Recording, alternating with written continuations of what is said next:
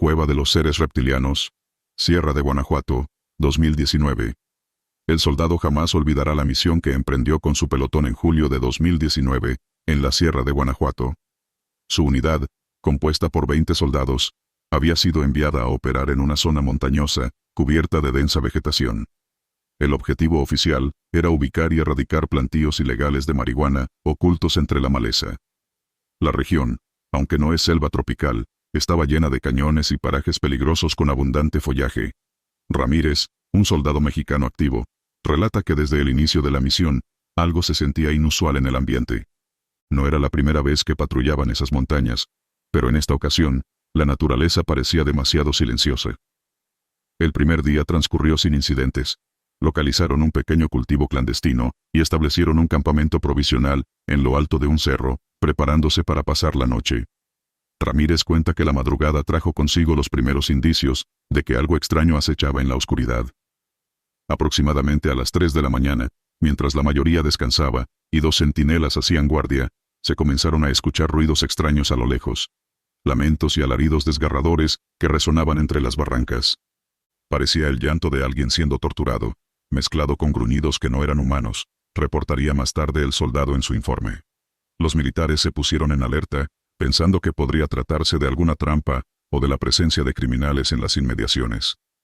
Sin embargo, tras unos minutos, aquellos gritos cesaron tan repentinamente como habían empezado, dejando un eco de silencio sepulcral en la sierra. A la mañana siguiente, al continuar la marcha, notaron que el bosque alrededor estaba inusualmente callado. No se escuchaban aves, ni el zumbido de insectos, ni ranas. Era como si todos los animales hubieran huido o callado en un radio amplio. Ese silencio inquietante acompañó al pelotón todo el día mientras avanzaban hacia la ubicación de otro plantío. Por la tarde localizaron su objetivo entre unos arbustos, destruyeron los cultivos y quemaron lo necesario. Dado que la operación principal había concluido, el comandante decidió cambiar la ruta de regreso al campamento base para evitar posibles emboscadas de gente armada de la zona. Tomaron un sendero poco transitado que los llevó a un valle angosto. La noche cayó antes de que pudieran salir de ese terreno, por lo que improvisaron un segundo campamento dentro de una cueva poco profunda que encontraron en la ladera de un cerro. Aquella cueva les pareció un buen refugio contra los elementos, pero resultó ser el mayor error de sus vidas. Él y sus compañeros encendieron un fuego pequeño en la entrada de la caverna, repartieron turnos de guardia y se dispusieron a descansar. Afuera, la oscuridad era total, y una neblina fría empezaba a cubrir la maleza. Cerca de las 3 de la mañana, los lamentos espantosos se dejaron oír de nuevo, esta vez dentro de la misma cueva. Los soldados se incorporaron de un salto, con el corazón acelerado. La idea de que alguien pudiera estar sufriendo en las profundidades los llevó a reaccionar con instinto de rescate. Si había civiles atrapados o enemigos heridos, debían averiguarlo. El teniente al mando organizó rápidamente 2 grupos. Uno avanzaría cueva adentro para investigar, mientras el otro permanecería en la entrada como apoyo. Formó parte del grupo explorador. Relata que avanzaron en fila, iluminando el camino con linternas montadas en sus fusiles. La cueva se extendía más de lo previsto, bajando por angostos pasillos naturales. El aire olía a humedad y a algo más, un tufo ferroso que les revolvió el estómago. Tras unos minutos, los lamentos cesaron, pero fueron sustituidos por un murmullo extraño, casi un gorgoteo reptiliano, que provenía de una cámara más amplia adelante. Con sumo sigilo, los soldados se asomaron a la cavidad principal de la cueva, y lo que vieron los dejó helados. Varias figuras antropomorfas de aspecto reptil estaban reunidas en círculo en torno a lo que parecía ser una mujer inconsciente. Esas criaturas medían alrededor de 2 metros de alto. Su piel verdosa y escamosa brillaba a la luz de unas antorchas, y tenían cabezas alargadas semejantes a la de un lagarto. Sus ojos reflejaban la luz con un fulgor amarillento. Poseían largos brazos terminados en garras. Todo el pelotón quedó petrificado ante aquella escena imposible. Por un instante, los soldados contemplaron en silencio la horrenda ceremonia. Los seres emitían chasquidos, y uno de ellos levantó un cuchillo rústico, dispuesto a sacrificar a la mujer sobre una roca plana. Fue entonces cuando uno de los militares, incapaz de contenerse, gritó: ¡Alto ejército mexicano! El eco de su voz retumbó en la cueva, y las criaturas voltearon sus ojos negros hacia el grupo. Hubo un segundo de tensión insoportable. De pronto, uno de aquellos seres lanzó un chillido agudo, y saltó hacia los soldados, dando inicio al caos. Describe cómo abrió fuego inmediatamente, seguido por sus compañeros. Los destellos de los disparos iluminaron la caverna en sucesión. Sin embargo, las balas parecían no hacerles daño. Descargamos nuestros rifles contra ellos, pero nuestras municiones parecían no afectarles en nada. Rebotaban en su piel escamosa como si trajeran algún tipo de armadura, narró el cabo. Las criaturas arremetieron con fuerza sobrehumana. Uno de los soldados recibió un zarpazo que prácticamente le arrancó el brazo, mientras que a otro, lo derribaron de un golpe seco. En medio del pánico, Ramírez tomó una granada de mano, gritó a sus compañeros que se cubrieran, y la arrojó hacia el centro de la sala. La explosión estremeció la cueva levantando polvo y fragmentos de roca. El estruendo fue ensordecedor, y por un momento los soldados perdieron visibilidad. Aprovechando la confusión, los sobrevivientes del grupo de exploración arrastraron a los heridos y huyeron como pudieron de regreso a la entrada. La retirada fue caótica. En la carrera desesperada, sintieron como una de las criaturas alcanzó a un rezagado y le propinó un terrible golpe en la espalda. Los gritos de dolor del caído resonaron por el túnel. A duras penas, Ramírez y 2 soldados más lograron sacarlo de allí y reunirse con el segundo grupo que esperaba afuera. Los centinelas del exterior, al escuchar el combate subterráneo, ya habían pedido refuerzos por radio. Afortunadamente, la señal funcionó. En minutos que se hicieron eternos, se presentó un helicóptero negro no identificado, que aterrizó cerca de la cueva. De la aeronave descendieron 4 hombres vestidos completamente de negro, con equipamiento táctico inusual, y cascos que cubrían sus rostros. No traían insignias visibles. Se acercaron al teniente, y con voz distorsionada, ordenaron a los soldados retirarse de la cueva de inmediato, asegurándoles que ellos se harían cargo de la situación. Los militares, aturdidos, y con varios heridos graves, obedecieron. Desde una distancia segura, Ramírez vio destellos, y escuchó detonaciones provenientes de la cueva. Aquellos misteriosos hombres habían entrado a exterminar a las criaturas. En pocos minutos salieron cargando 2 cuerpos de aspecto reptiliano, ya abatidos a balazos. Sin dar muchas explicaciones, los agentes de negro subieron los cuerpos al helicóptero, junto con la mujer rescatada, que parecía aturdida pero viva, y despegaron rumbo desconocido. Antes de partir, uno de ellos se acercó al oficial mexicano, y le advirtió con frialdad que olvidaran todo lo que habían presenciado. Si divulgan esta información, vendremos tras ustedes, amenazó. Los soldados, aunque en shock, entendieron bien el mensaje. Aquel encuentro jamás aparecería en ningún parte oficial. Ramírez y sus compañeros fueron evacuados discretamente. Los heridos fueron tratados sin preguntas innecesarias y reasignados lejos de Guanajuato poco después. Con el tiempo, Ramírez decidió contar su historia de forma anónima, motivado por el deseo de que la gente supiera que en este mundo ocurren cosas más allá de la imaginación. Según su testimonio, tras aquel incidente, su pelotón fue puesto bajo observación y asignado a operaciones especiales inusuales, a veces escoltando personal extranjero misterioso. Él está convencido de que existen organizaciones secretas vigilando este tipo de eventos en México, y que lo que vivieron en esa cueva fue un enfrentamiento real con entidades no humanas. Quiero que todos sepan que hay rincones en este planeta donde suceden cosas totalmente fuera de nuestra imaginación, concluye el cabo en su estremecedor relato. Mujer de negro en el plantío maldito, Sierra de Oaxaca.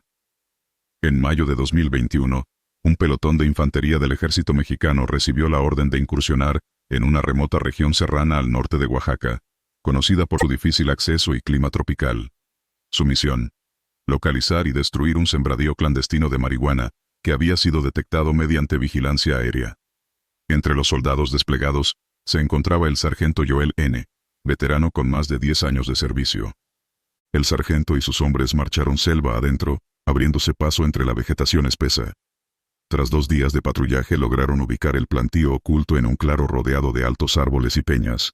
Comenzaron la operación de destrucción, cortando y apilando las plantas, para proceder a su quema controlada al caer la noche. Ese atardecer, mientras talaban la hierba ilegal, algunos soldados notaron algo inquietante. En medio del terreno, entre las filas de plantas, había un altar rústico. Sobre unas piedras a modo de mesa, descansaban ofrendas extrañas, muñecos de trapo empapados en rojo, veladoras gastadas, y símbolos pintados con algún líquido oscuro. La escena les provocó escalofríos. Sentí un escalofrío al verlo.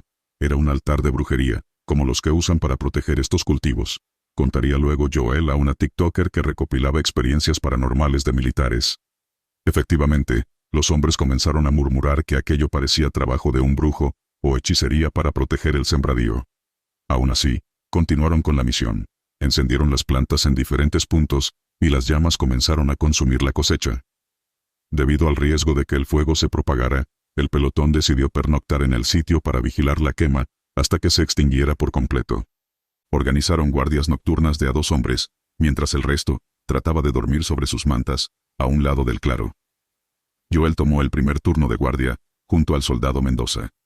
Ambos se apostaron en una caseta rudimentaria de vigilancia, que los narcotraficantes habían erigido en el borde del terreno, básicamente un techo de lámina sostenido por troncos, elevado un par de metros. Desde allí tenían vista del plantío ardiendo, y de la muralla de árboles alrededor. El ambiente se volvió opresivo. Conforme avanzaba la noche, un humo acre se elevaba, y la luz anaranjada del incendio creaba sombras danzantes en la selva. Mendoza estaba inusualmente callado. Joel notó que su compañero parecía distraído, con la mirada fija en la oscuridad más allá del resplandor. Le puso la mano en el hombro para espabilarlo, y el soldado dio un respingo, como si despertara de un mal sueño. «¿Estás bien?», le susurró Joel. Mendoza tragó saliva y asintió, murmurando: «Tenga cuidado, mi sargento. Están pasando cosas raras». Al presionarle, el joven soldado confesó que durante su guardia anterior, antes del relevo, había creído ver sombras moviéndose entre las matas antes de que el fuego creciera, y escuchar susurros. Joel achacó aquello al nerviosismo, y quizás a la sugestión que les provocó encontrar el altar. Sin embargo, decidió permanecer alerta. Pasada la medianoche, mientras algunos rescoldos aún ardían, y el resto era una negrura humeante, Joel escuchó un ruido entre los árboles, como pasos rápidos sobre hojarasca. Agudizó la vista y los oídos. De repente, algo salió corriendo de la maleza directamente hacia la caseta de vigilancia. Era una figura humana. Bajo la tenue luz lunar y los restos de brasas, el sargento alcanzó a distinguir la silueta de una mujer vestida de negro, de cabello largo y piel pálida, que avanzaba con una velocidad antinatural. Venía desde el fondo del antiguo plantío quemado, zigzagueando entre los tocones humeantes. El corazón de Joel casi se detuvo. Gritó una orden para que se detuviera, apuntando su arma hacia la intrusa, pero fue inútil. La mujer emitió un alarido desgarrador, y en un parpadeo se lanzó sobre la caseta. Saltó con fuerza inhumana y subió al puesto de un brinco. Joel no tuvo tiempo de reaccionar. La aparición impactó contra él, tirándolo al suelo de la plataforma de madera. Podía verla de cerca ahora. Su rostro estaba demacrado, con ojos totalmente negros y rasgos retorcidos por la furia. Olía a humedad y azufre. La mujer, o lo que fuera, empezó a golpearlo y arañarlo, con una fuerza increíble, proferiendo insultos y maldiciones, en un idioma extraño. Joel sintió un terror paralizante. Por más que trataba de mover sus brazos o recordar el Padre Nuestro para rezar, se encontraba bloqueado, como si su mente estuviera en blanco. Mendoza, aterrorizado, abrió fuego contra la atacante a quemarropa. Los disparos resonaron en la noche. Al menos 3 balas impactaron en la espalda de la mujer, a juzgar por los agujeros en su vestido. Pero ella ni se inmutó. Parecía invulnerable al plomo, concentrada en asfixiar a Joel apretando su cuello con manos gélidas. El sargento sintió que la vida se le escapaba. Las garras de esa entidad se clavaban en su piel. Con su último aliento intentó articular una oración Santa María, pero el horror era tal que las palabras se borraban de su mente cada vez que lo intentaba. En ese instante crítico, otro soldado, el cabo Herrera, subió apresuradamente a la caseta. Le tocaba relevo de guardia y acudió al escuchar los disparos. Al ver la escena, Herrera embistió a la figura de negro, derribándola a un lado. Joel sintió que las manos frías soltaban su garganta, y pudo aspirar aire con un silbido. La mujer lanzó un chillido antinatural, y ágil como un animal, se puso de pie a unos pasos. Los 3 militares, Joel, Mendoza y Herrera, encañonaron sus rifles hacia ella temblando. Por un segundo, la aparición los observó con sus ojos negros llenos de odio. Luego profirió una risa espeluznante, y saltó desde la plataforma al suelo, desapareciendo en la oscuridad de la selva, en dirección opuesta al campamento. Los soldados quedaron atónitos unos instantes, con el eco de aquella risa aún rebotando en las copas de los árboles. Joel se incorporó con ayuda de sus compañeros, tosiendo y recuperando la voz. Tenía rasguños profundos en el cuello y el pecho, pero estaba vivo. Sin demora dieron la alarma al resto del pelotón. El teniente reunió a todos con linternas y armas listas, examinando el perímetro. Encontraron algunas pisadas alrededor del claro, pero se perdían en terreno duro. No había rastro de la mujer. Al amanecer, con la luz del sol filtrándose entre la neblina, el pelotón se reunió para compartir experiencias. Sorprendentemente, varios soldados confesaron que también sufrieron pesadillas terribles durante la noche. Unos soñaron con la misma mujer de negro atacándolos. Otros, con niños llorando entre las llamas. Y todos despertaron sudando, y con una sensación de opresión. Un cabo veterano comentó, persignándose, que sin duda se trataba de una brujería poderosa atada a ese lugar. Señaló el altar. Probablemente algún brujo local había invocado a un ente maligno femenino, para proteger el plantío y maldecir a cualquiera que intentara destruirlo. Esa explicación hacía encajar las piezas. La mujer de negro sería esa entidad guardiana. Durante los días siguientes, de regreso a su base, Joel y otros de sus compañeros continuaron experimentando fenómenos inquietantes. El sargento sufría de pesadillas recurrentes en las que revivía el ataque. Despertaba afirmando sentir aún el olor fétido, e incluso las uñas de la mujer marcadas en su piel. En algunas madrugadas, varios soldados reportaron escuchar un susurro femenino, o percibir fugazmente una silueta oscura en sus dormitorios, aunque jamás encontraron a nadie. Parecía que la maldición los había seguido más allá de la selva. Preocupado por sus hombres, el teniente decidió acudir a un capellán militar y narrarle los hechos. Este bendijo al pelotón y realizó misas especiales. Adicionalmente, invitaron a un curandero local a la base, quien limpió espiritualmente a los soldados con hierbas y oraciones indígenas. Poco a poco, las apariciones cesaron y las pesadillas disminuyeron en frecuencia, aunque Joel admite que, hasta el día de hoy, de vez en cuando despierta en la noche creyendo escuchar aquella risa horrible cerca de su ventana. La historia del sargento Joel se divulgó a través de redes sociales gracias a la TikToker María José Arce, quien compartió su relato con millones de personas. En el video, Joel advierte a otros militares que no subestimen estos temas. Créanme, lo paranormal existe, nos pasó a nosotros en esa misión. Según comentó, en el ejército estas historias no son algo nuevo. De hecho, muchos compañeros suyos han vivido experiencias similares, aunque pocos se atreven a hablar abiertamente. La anécdota de mujer de negro en el plantío maldito se ha convertido en una de las más aterradoras entre los cuarteles de la región, recordándoles a todos que hay fuerzas oscuras protegiendo los intereses del narco, a las que ni las balas pueden herir. Combate con nahuales en la selva Lacandona, Chiapas. En el año 2003, un destacamento de fuerzas especiales fue enviado a una misión inusual en la selva Lacandona, Chiapas. Varias comunidades indígenas de la región habían reportado eventos terroríficos. Durante las noches, criaturas misteriosas merodeaban los caseríos, matando ganado y aterrorizando a las familias. Los habitantes, desesperados, hablaban de nahuales, brujos, capaces de convertirse en bestias que acechaban en la jungla. En efecto, en la tradición mesoamericana, un nahual es comúnmente entendido como un brujo que se transforma en animal, un ser mítico o sobrenatural que puede cambiar de forma. Aunque al principio las autoridades atribuyeron las muertes de animales a jaguares u otros depredadores, la insistencia de los pobladores y las detalladas descripciones de seres medio humanos, medio bestias, llevaron al ejército a investigar. El pelotón estaba compuesto por 10 soldados maya hablantes, para facilitar la comunicación con la gente local. Al mando iba el teniente Carrillo. Cuando llegaron a la aldea principal afectada, llamada Nueva Esperanza, los ancianos les relataron historias escalofriantes. Decían que un grupo de nahuales malignos había hecho un pacto para sembrar el terror. Los describían como hombres que de día se confundían con cualquiera, pero que de noche se convertían en animales feroces. Uno tomaba forma de gran perro negro, otro de un ave enorme, otro de un jaguar espectral. Los lugareños estaban convencidos de que estos seres eran responsables de varias desapariciones. Carrillo y sus hombres establecieron un campamento junto al pueblo y planearon patrullajes nocturnos. Interiormente, varios soldados dudaban de la existencia literal de nahuales. Sin embargo, ninguno descartaba por completo las leyendas, sabiendo que en la sierra abundan secretos. Aquella primera noche de vigilancia transcurrió tranquila, salvo por los ruidos habituales de la selva. Muchos comenzaron a pensar que tal vez se trataba efectivamente de un jaguar común y esquivo. La segunda noche, todo cambió. Cerca de la medianoche, los militares escucharon los gritos de auxilio provenientes de un rancho, a medio kilómetro. Corrieron con las armas listas, guiados por los alaridos y el bramido del ganado. Al llegar, a la luz de las linternas, vieron una escena de caos. Varias vacas corrían despavoridas, y un caballo yacía en el suelo con heridas terribles. Junto al caballo, estaba el ranchero, herido y en shock, señalando hacia la arboleda. Allá, se metió al monte. Era un hombre que se volvió animal, tenía ojos de fuego, balbuceaba.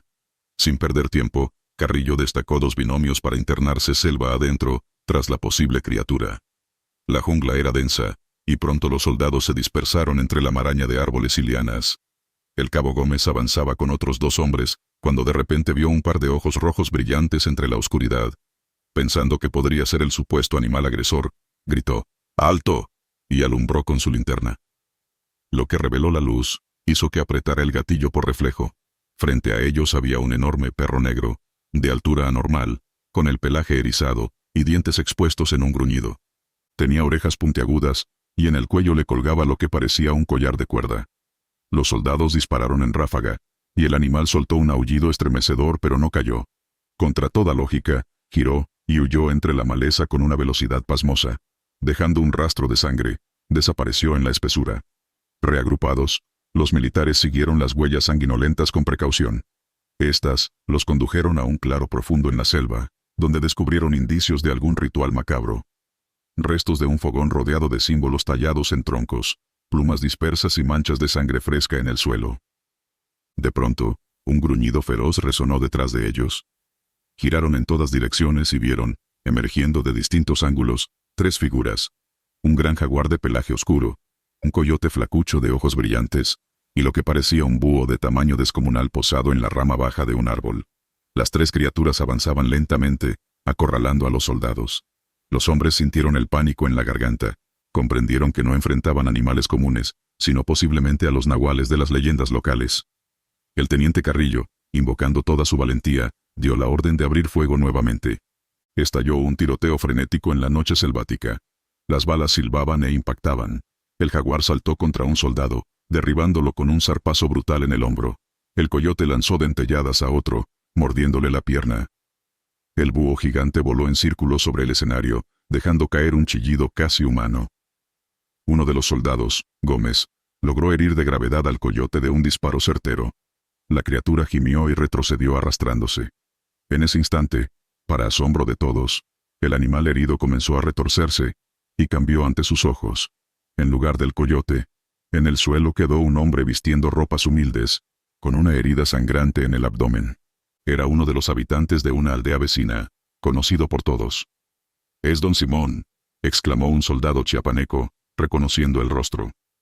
El hombre nahual agonizante miró a los militares con odio, y escupió una maldición, antes de expirar. Los soldados se quedaron estupefactos unos segundos. Aquello confirmaba lo imposible. Los nahuales existían. Eran personas transformadas.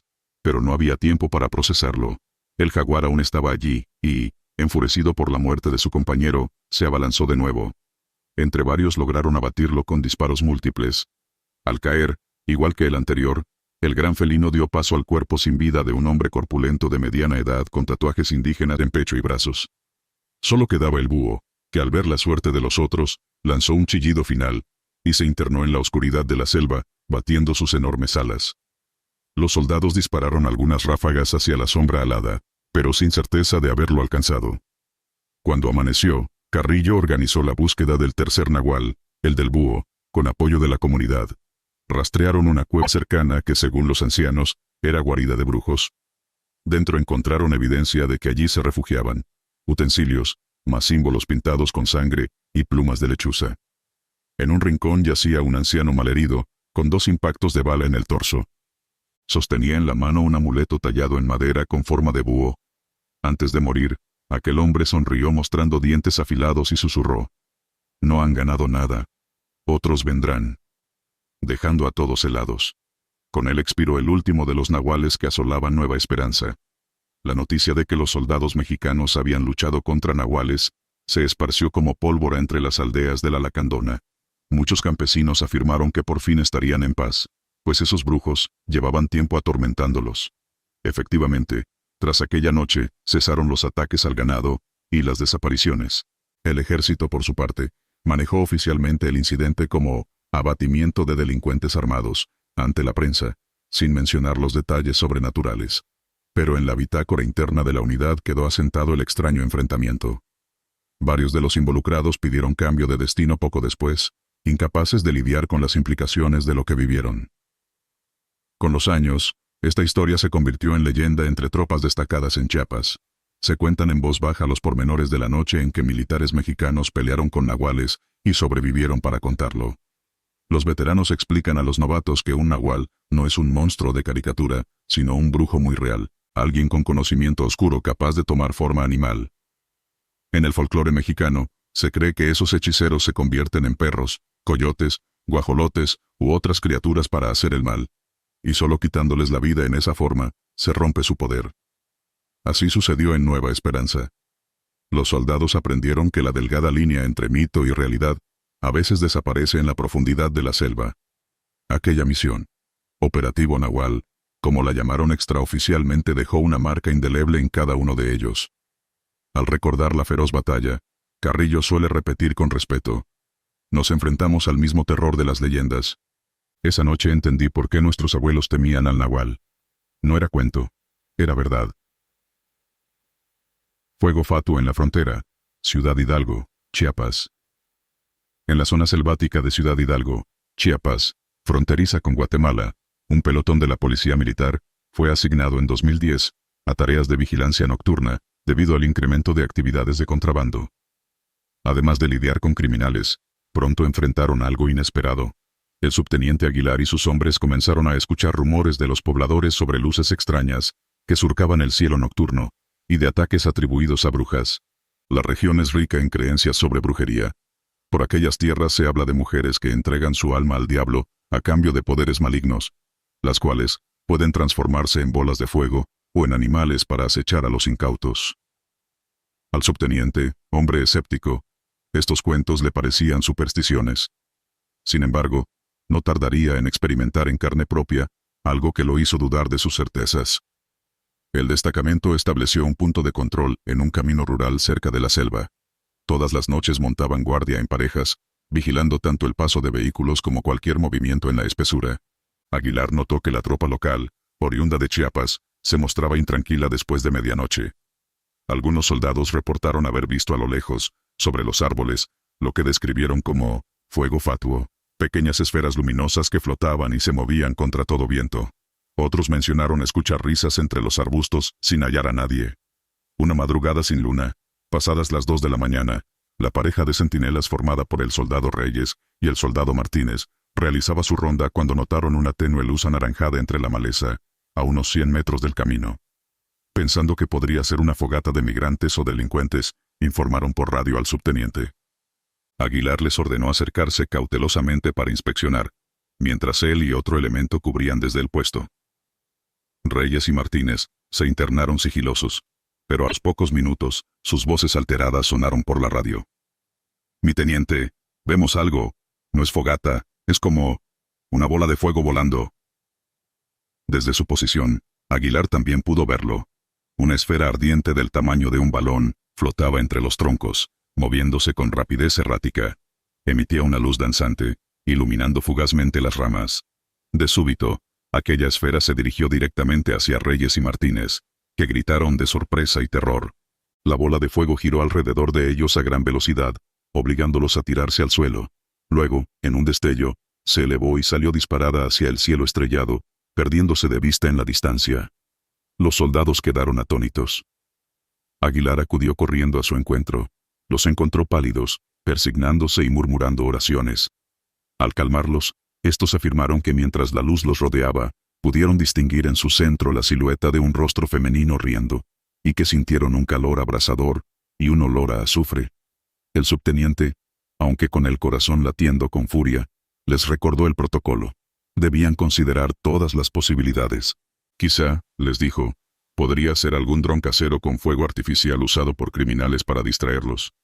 No obstante, en su fuero interno, Aguilar sabía que ningún dron podía moverse así de rápido, ni emitir esa sensación casi viva que describían. Esa misma noche, Alrededor de las 3 de la mañana, el pelotón en pleno fue testigo de un nuevo fenómeno. Se escuchó el llanto de un bebé en la lejanía, proveniente de la selva. Era un llanto nítido y lastimero, que ponía los pelos de punta. Uno de los soldados susurró: «Señor, dicen que a veces las brujas imitan el llanto de un niño para atraer a sus víctimas». Aguilar, decidido a no ceder al miedo, organizó 2 equipos para investigar de dónde provenía aquel lloro. Siguieron el sonido durante varios minutos, penetrando entre árboles y lianas. Inexplicablemente, la fuente del llanto parecía alejarse a medida que avanzaban, como si se mantuviera siempre a cierta distancia. En un momento, Aguilar se dio cuenta de que se habían internado demasiado. Ordenó detener la marcha. El llanto cesó abruptamente, dejando un silencio pesado. De pronto, se oyó un aullido largo y cercano, como de un lobo. Pero en esa región no hay lobos. Los soldados se miraron con desconcierto. Acto seguido, entre los matorrales emergió una figura encorvada. Era una anciana con harapos, despeinada, de ojos brillantes. «¿Están perdidos, hijitos?», les dijo con voz cascada. Aguilar le apuntó con su arma, y le ordenó que mostrara las manos. La anciana soltó una risa burlona, que resonó en la noche. «Aquí no es lugar para ustedes», murmuró. El subteniente se acercó con cautela para detenerla, pero la mujer retrocedió dando un paso dentro de un claro iluminado por un tenue rayo de luna. Allí, ante la mirada incrédula de los soldados, la anciana empezó a transformarse. Su cuerpo encorvado pareció enderezarse y alzarse un par de metros. Sus harapos se agitaban convirtiéndose en plumas. Su rostro se alargó en un pico ganchudo, y en segundos donde estuvo la mujer, apareció una enorme lechuza parda, que desplegó sus alas. «¡Bruja!», gritó Martínez, recordando las historias de las mujeres lechuza. La gigantesca ave batió sus alas, y se lanzó al aire.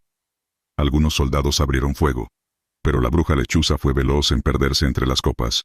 Apenas unos instantes después, una carcajada sobrenatural se escuchó provenir de todas partes, y ninguna en específico, reverberando en la selva. Los hombres, asustados, regresaron apresuradamente hacia el camino para reagruparse. De vuelta en el puesto de control, hicieron lista y verificaron que todos estuvieran bien. Excepto por rasguños, y el susto monumental, no hubo heridos. Aguilar temblaba ligeramente, mientras encendía un cigarrillo con mano insegura. Tuvo que aceptar lo que acababan de presenciar. Alguna clase de bruja jugaba con ellos en esa frontera selvática. Recordó lo que le habían contado los ancianos de la comunidad días antes. Por esa región se habla sobre la existencia de brujas, seres malignos que se convierten en bolas de fuego. Todo coincidía. Aquella entidad quería ahuyentarlos de su territorio, o tal vez atraerlos a una trampa mortal. El subteniente decidió cambiar la estrategia. Solicitó refuerzos y equipo especializado a la base, lámparas potentes de halógeno, visores nocturnos, y hasta apoyo de un helicóptero para sobrevolar la zona, si fuese necesario lo necesario. La siguiente noche, los soldados encendieron una fogata grande, y se apostaron en círculo, en previsión de que la bruja regresara. Hicieron rezos en grupo antes del anochecer, con un soldado católico liderando un rosario, y un soldado maya quemando copal, para bendecir el perímetro. Armados con valor y fe, esperaron. Hacia la medianoche, tal como sospechaban, aparecieron 3 luces parpadeantes entre la selva.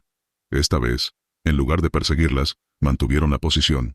Las bolas de fuego giraron alrededor del campamento a distancia, como examinándolos. Un soldado comenzó a rezar en voz alta el Padre Nuestro. Entonces, sucedió algo inesperado. Las llamas se elevaron y se juntaron en el aire, fusionándose en una sola gran estela ígnea, que cruzó el cielo, y desapareció con rumbo a Guatemala. Junto con ella, cesaron los ruidos extraños. Desde esa noche en adelante, no volvieron a presentarse los fenómenos, ni llantos, ni luces, ni risas. Los operativos subsiguientes de la policía militar transcurrieron sin eventos paranormales en esa zona.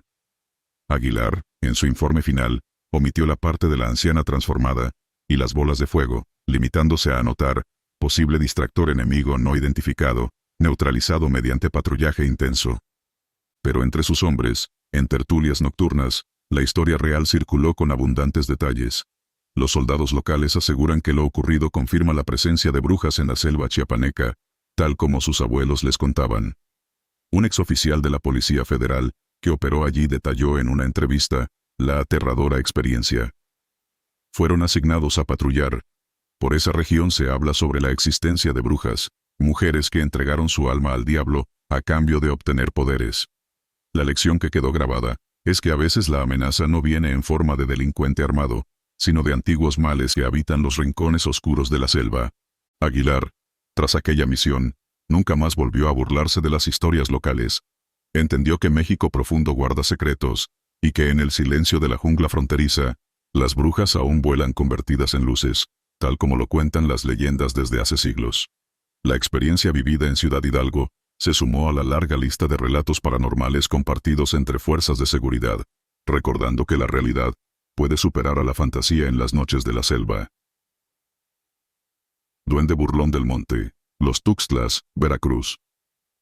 En la región selvática de los Tuxtlas, al sur de Veracruz, famosa tanto por su densa vegetación tropical como por sus leyendas de brujería y duendes, un pelotón del ejército se encontraba realizando ejercicios de reconocimiento en 2005. Aquel año, un grupo de 8 soldados bajo el mando del teniente Durán acampó durante una semana cerca del Parque Natural Sierra de los Tuxtlas, no lejos de la laguna de Catemaco, zona conocida por su tradición de brujos. Su tarea oficial era cartografiar senderos y puntos de vigilancia contra la tala clandestina. Sin embargo, lo que experimentaron en esos días les enseñó que los mayores peligros no siempre son jaguares o serpientes, sino a veces criaturas diminutas y traviesas salidas del mito. La primera jornada transcurrió sin novedad, mientras instalaban el campamento en un claro del monte. Por la noche, alrededor de la fogata, uno de los soldados veracruzanos, Carmona, compartió con sus compañeros historias que había oído de niño sobre los chaneques de los Tuxtlas. Según la creencia nahua, los chaneques son pequeños espíritus del bosque, guardianes de los manantiales y montes, conocidos por ser traviesos y mentirosos. Se dice que pueden aparecerse con forma de niños para extraviar a la gente, espantarla e incluso hacerle perder el tonalli, una parte del alma, si no se toma precaución. Parte del folclore local indica que, para evitar ser víctima de un chaneque, uno debe usar la ropa al revés cuando camina solo por el monte. Entre risas, los soldados escuchaban a Carmona narrar estas leyendas. Para muchos, eran solo cuentos para asustar a los reclutas más jóvenes. La atmósfera comenzó a cambiar la segunda noche. Ya acostados en sus tiendas de campaña, cerca de las 2 de la mañana, el soldado Pérez se despertó sobresaltado al escuchar lo que le pareció una risita aguda, como la de un niño, justo afuera de su tienda. Asomó la cabeza esperando quizá ver a algún compañero bromeando, pero solo encontró oscuridad. La selva estaba extrañamente quieta, sin croar de ranas ni canto de insectos. Pérez, intrigado, salió con su linterna y dio unos pasos alrededor. De pronto, vio por el rabillo del ojo una figura pequeña asomándose detrás de un árbol cercano. Diría que medía menos de 1 metro. Parecía un niño desnudo, o usando taparrabos, de piel morena. Al enfocarlo con la linterna, la figura desapareció corriendo velozmente entre la maleza, con una risa juguetona.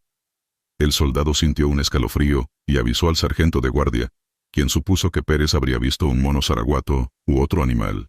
No le dieron mayor importancia en ese momento, pero a la mañana siguiente empezaron a notar cosas extrañas en el campamento.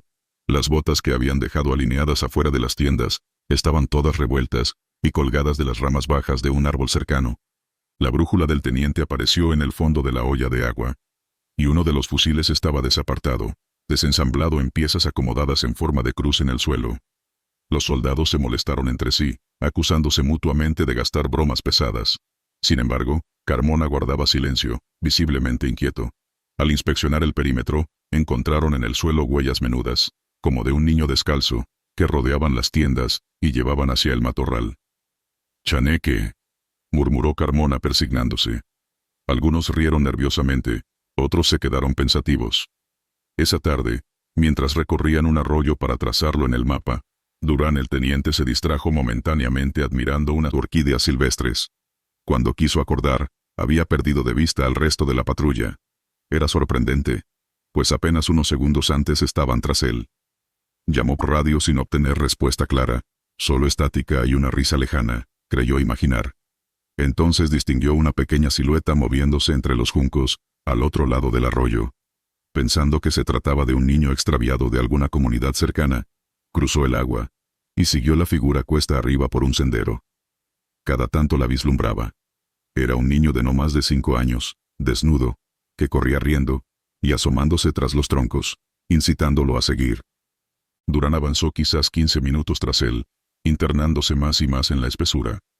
De pronto, el teniente tropezó con una raíz y cayó. Al incorporarse, desconcertado, ya no veía al niño por ningún lado. Y lo peor, no reconocía el lugar donde estaba.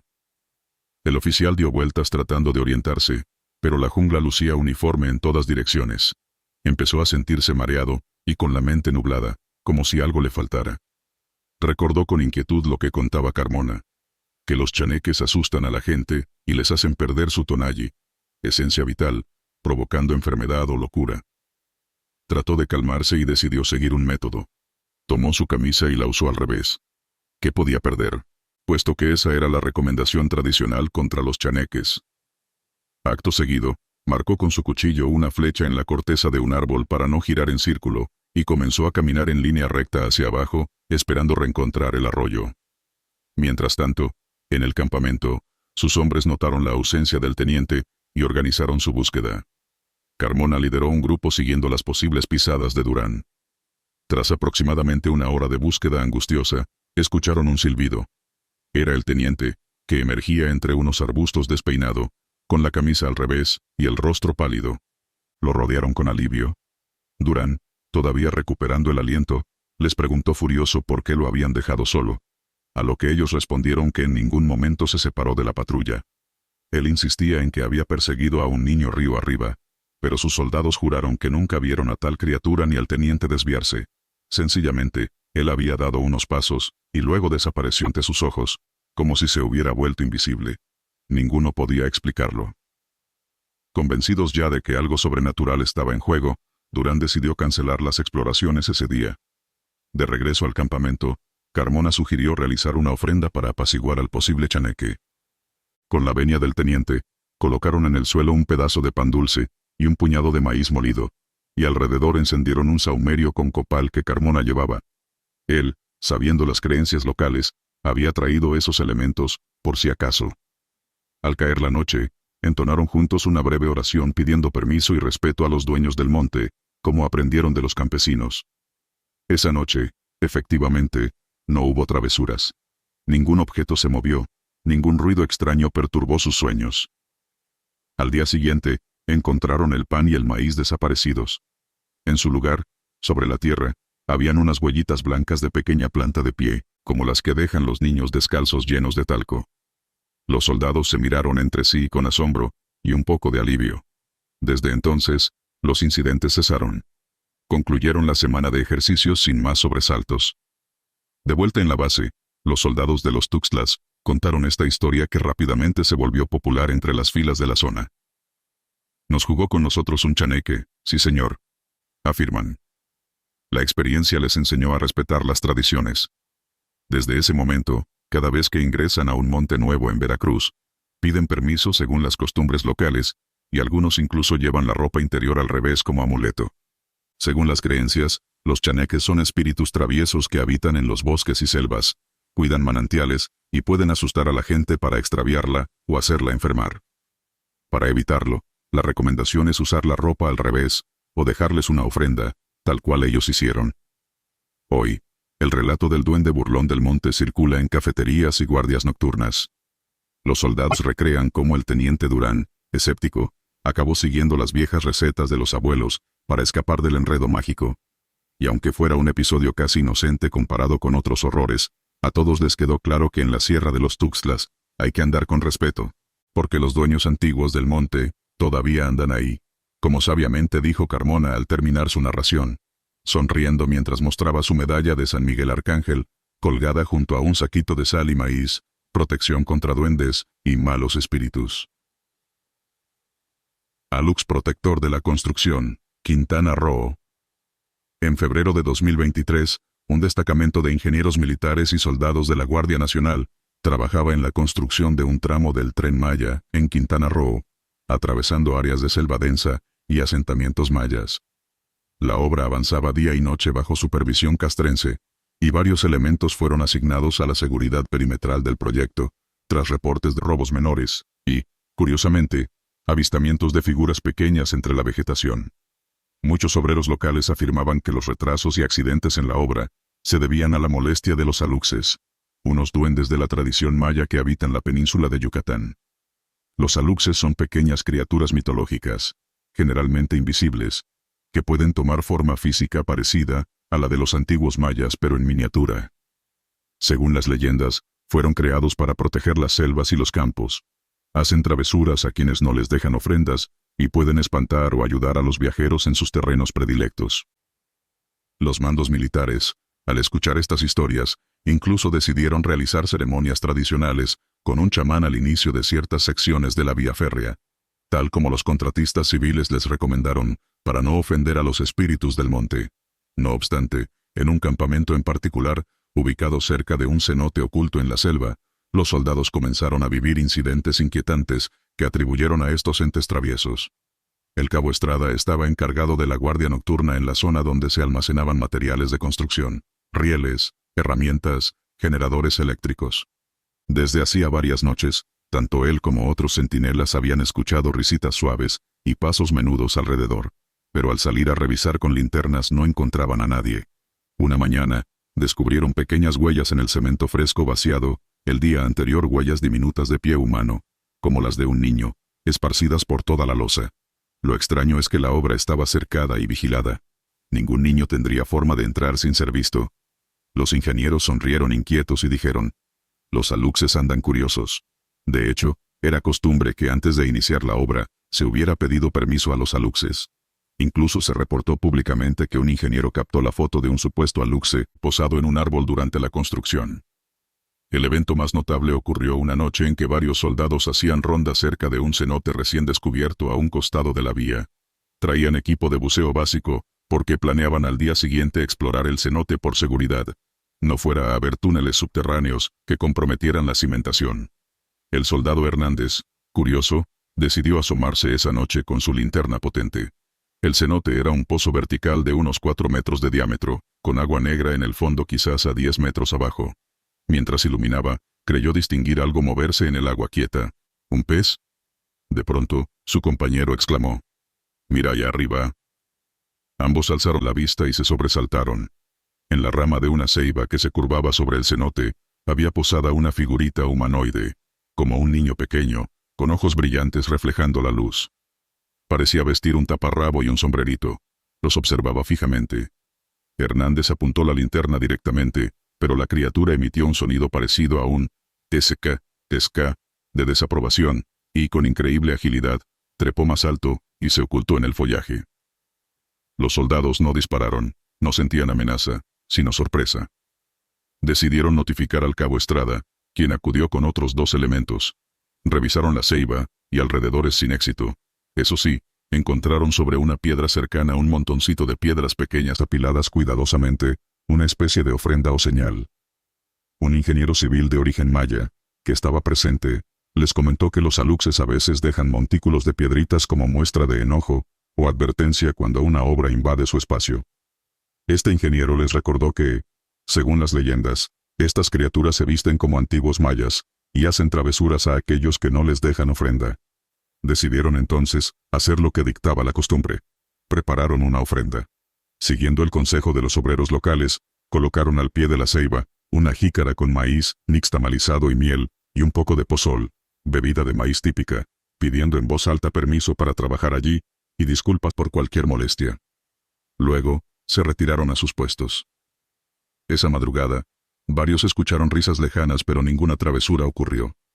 Es más, al día siguiente, los buzos militares entraron al cenote, y contra todo pronóstico, encontraron algo notable. Hallaron un pasaje sumergido que llevaba a una caverna seca, donde había antiguos artefactos mayas, vasijas, pequeñas estatuillas. Sorprendidos, notificaron al INAH, Instituto Nacional de Antropología. Los arqueólogos dictaminaron que era un contexto ceremonial prehispánico, y detuvieron la obra en esa sección para rescatar los objetos. Entre esos tesoros, descubrieron una figurilla tallada en piedra, que representaba a un ser menudito con sombrero, un aluxe, según la interpretación local.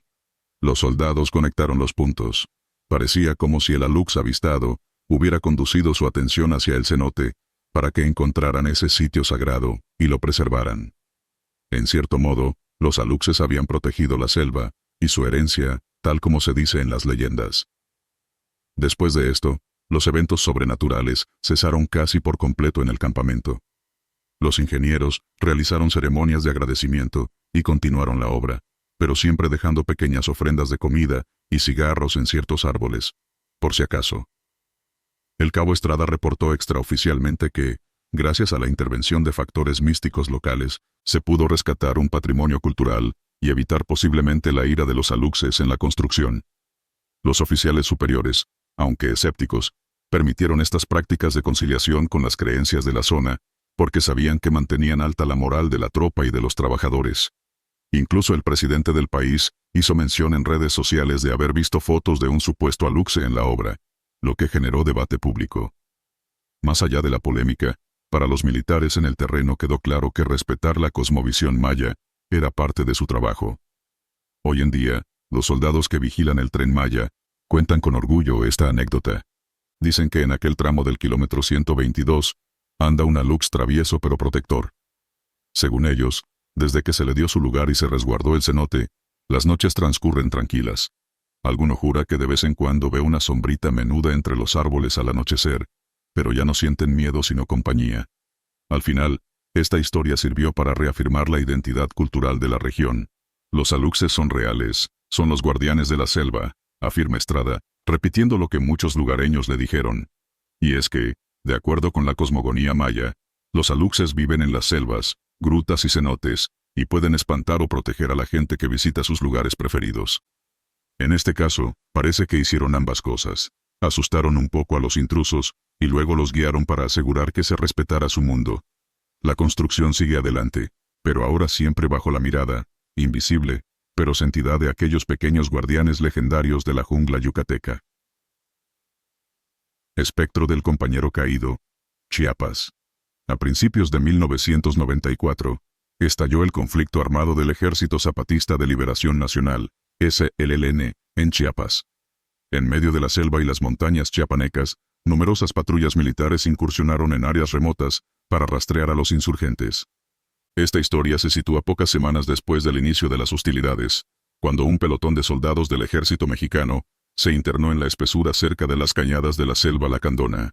Entre ellos iba el soldado Marco A., quien más tarde narraría un suceso que marcó su vida para siempre. Durante una emboscada inicial, aquel pelotón había sufrido la pérdida de un elemento. El cabo Robles había fallecido en un tiroteo un par de días antes, pero las circunstancias del combate impidieron evacuar su cuerpo de inmediato. Sus compañeros quedaron profundamente afectados, pues Robles era muy querido, y debieron dejarlo momentáneamente en el campamento base improvisado, hasta que llegaran refuerzos para encargarse de él. La misión continuó, y los soldados partieron con el dolor a cuestas, y la promesa de regresar por su hermano caído. La patrulla avanzó durante horas por veredas apenas visibles, entre ceibas gigantes y bejucos colgantes. La tensión era alta, cualquier sombra podría ser un enemigo al acecho. Una noche, acamparon junto a un arroyo de aguas claras. Marco, consumido por la tristeza y la culpa, él era muy cercano a Robles, se ofreció para hacer el primer turno de guardia. Mientras los demás dormían, se sentó junto al fuego moribundo limpiando su arma y recordando a su amigo. Cerca de las 2 de la mañana, la selva estaba en silencio absoluto, solo interrumpido por el murmullo del arroyo. De pronto, Marco percibió un leve crujido de ramas al otro lado del agua. Alzó la vista y vio, iluminada por la pálida luz lunar que entraba entre el follaje, una figura humana parada entre los árboles. Sorprendido, apuntó con su fusil y susurró el reto militar. «¡Alto! ¿Quién vive?» No obtuvo respuesta. La figura dio un paso adelante, entrando al claro. Era un soldado con uniforme de campaña. Marco sintió un vuelco en el corazón al reconocer la silueta y los rasgos del rostro. Era el cabo Robles. Pero, ¿cómo? Si Robles había muerto días atrás. El cabo estaba allí, inmóvil, mirándolo fijamente.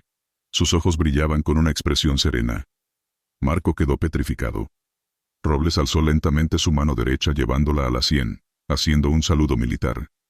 Marco tragó saliva, y, casi por instinto, devolvió el saludo con lágrimas agolpándose.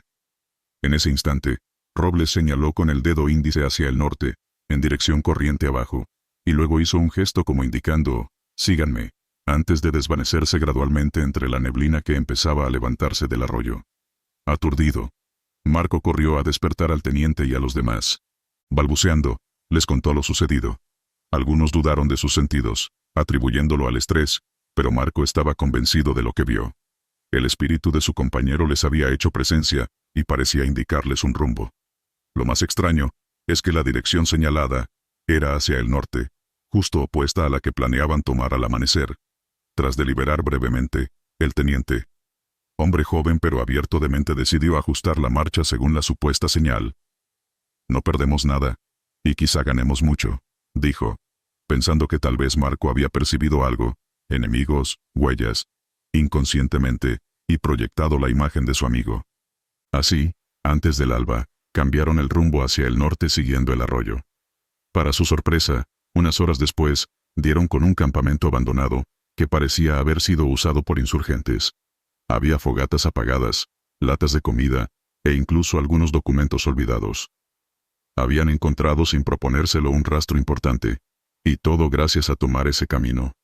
El oficial informó vía radio, y recibió indicaciones de asegurar el perímetro hasta la llegada de refuerzos. Aquel día recuperaron material valioso de inteligencia en ese campamento. Cuando finalmente regresaron a su base principal, pudieron además dar cristiana sepultura al cabo Robles con honores. Marco, en su fuero interno, creía firmemente que el alma de su amigo se había manifestado para guiarlos y asegurarse de que todos volvieran a casa sanos y salvos. Es más, estaba convencido de que Robles les salvó la vida, pues supieron después que la ruta originalmente planificada, hacia el oeste, había caído en una emboscada tendida por guerrilleros esa misma mañana. Al desviarse al norte, evitaron entrar en esa trampa mortal. La historia del soldado fantasma pronto se esparció entre las filas en Chiapas. Para muchos militares creyentes, no resultó extraño. Los espíritus de nuestros compañeros nos cuidan, decían. De hecho, es común en la tradición castrense mexicana rendir homenaje a los caídos y pensar que continúan presentes en espíritu. En este caso, varios de los involucrados atestiguaron la aparición o creyeron en el testimonio de Marco. Los jefes mantuvieron esto con discreción, pero en confianza reconocieron que algo muy fuera de lo común había pasado. Marco A. continuó su servicio, marcado por esa experiencia. Años después, contaría con detalles cómo Robles apareció a la orilla del arroyo, saludándole e indicando el camino seguro. Sus ojos se llenaban de lágrimas al recordar. Era él, te lo juro. Como si hubiera venido a despedirse y a guiarnos. Nunca sentí miedo, solo tristeza y gratitud. En muchos cuarteles se narra este relato para reconfortar a quienes pierden camaradas, recordando que la lealtad de un buen soldado trasciende incluso la muerte. Leyendas de apariciones de soldados fallecidos abundan en la historia militar, y esta se convirtió en parte del folclore de las Fuerzas Armadas mexicanas modernas. La Selva Lacandona, escenario de dolor en 1994, atestiguó también un fenómeno consolador, un compañero fantasma que volvió para proteger a los suyos. Cada año, el 2 de noviembre, Día de Muertos, Marco enciende una vela y deja un puño de maíz tostado en la copa de un árbol, lo favorito de Robles, en memoria de su amigo, y jura que, en las noches silenciosas, aún puede escuchar el inconfundible sonido de botas marchando a su lado, como cuando patrullaban juntos. Es el cabo Robles, siempre presente en espíritu, entre las filas de su pelotón eterno.